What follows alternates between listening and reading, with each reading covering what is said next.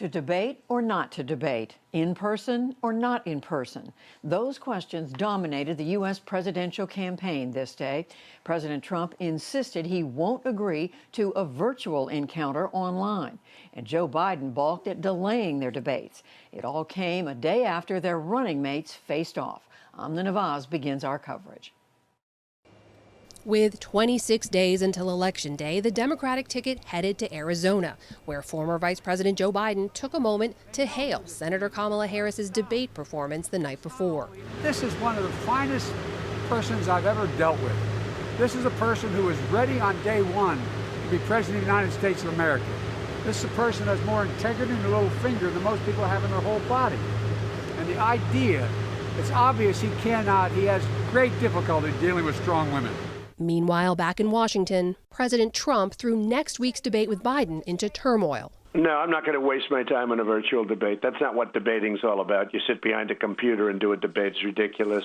First refusing to take part after the debate commission this morning announced a virtual format to, quote, protect the health and safety of all involved, later agreeing with a Biden campaign suggestion that the debate be delayed 1 week so it could still be held in person.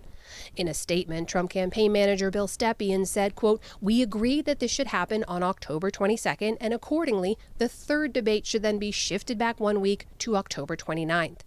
Biden campaign manager Kate Bedingfield fired back, writing Trump's erratic behavior does not allow him to rewrite the calendar, and insisting the final debate remain on October 22nd. Donald Trump can show up, Bedingfield said, or he can decline again. We set the dates. I'm sticking with the dates. I'm showing up. I'll be there. And in fact, if he shows up, fine. If he doesn't, fine. In yet another scheduling shift this afternoon, ABC News announced it would host a Biden town hall in Philadelphia on October 15th, now that the president had backed out of that night's debate.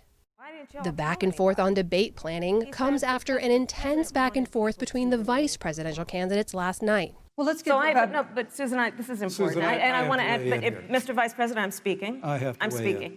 In a debate dominated by the pandemic, Senator Harris slammed the White House response, calling it the greatest failure of any presidential administration in the history of our country. I want to ask the American people, how calm were you when you were panicked about where you're going to get your next roll of toilet paper? How calm were you when your kids were sent home from school and you didn't know when they could go back? Vice President Pence, the head of the White House coronavirus task force, defended the decision to not create a federally coordinated response. The difference here is President Trump and I trust the American people to make choices in the best interest of their health. Joe Biden and Kamala Harris consistently talk about mandates. We're about freedom and respecting the freedom of the American people.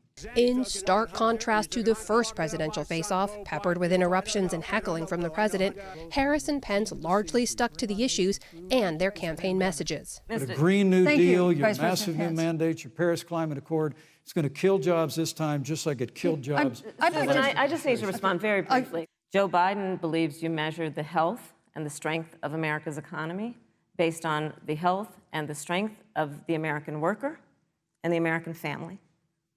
On the other hand, you have Donald Trump, who measures the strength of the economy based on how rich people are doing. Voters from both sides of the aisle who watched the debate with us said they welcomed the change in tone. Who felt better about the way the debate went tonight? Raise your hand if you felt better. But most were unsatisfied with the candidates' answers. I do feel like both candidates were dodging the question. We get it. Y'all don't like Trump. We get it. Attack the points. And they're wary of what the next presidential debate could bring. I hope it doesn't repeat itself. But if it does, I don't see any sense in continuing to watch. Weighing whether or not to tune in the next time the candidates take to the debate stage. For the PBS NewsHour, I'm Amna Nawaz.